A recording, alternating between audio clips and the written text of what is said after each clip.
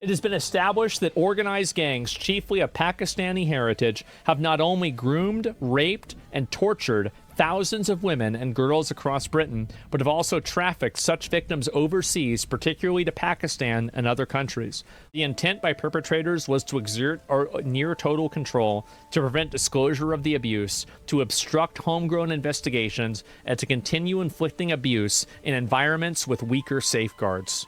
The full extent remains under-investigated due to historical institutional failures. Not failures, intentional failures. By police, councils, and social services, often linked to concerns over racism allegations or inadequate cross-border cooperation. This must be rectified.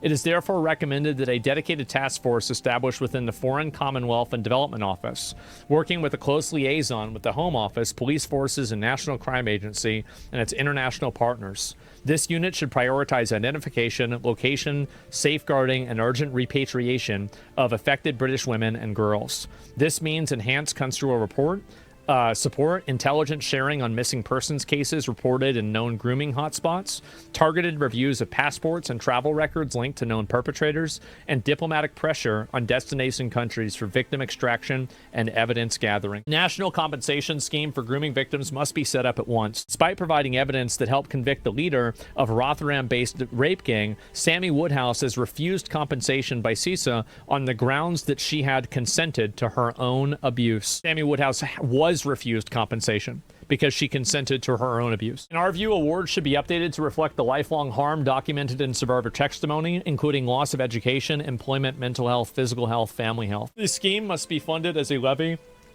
on all convicted perpetrators' assets and by the defined benefit pensions enjoyed by the public servants, either by police forces or social services, found guilty or dismissed for culpable negligence.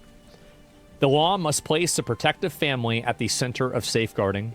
As such, the core principle should underpin the safeguarding reform is the recognition that a child's family tends to represent the first, strongest, and most effective line of defense against exploitation.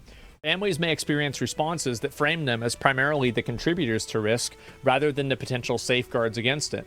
This can result in reduced trust between families, professionals, parental disagreements from safeguard procedures, delayed information sharing, and increased isolation of the child from protective relationships and perpetrators exploiting divisions between families and agencies. So basically, they treat the family like the fucking like the criminals, and big fucking surprise, that's going to cause people to do a whole lot more, right?